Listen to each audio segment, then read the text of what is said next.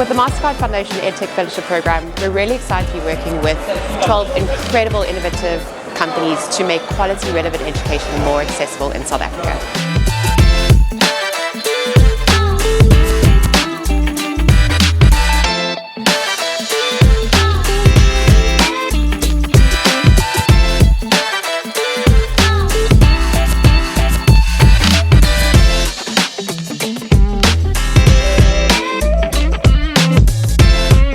What we do is really provide ECD owners with a complete one-stop shop to manage their ECD centres as professional businesses. The first challenge we're addressing is the high cost of tutors for learners in South Africa.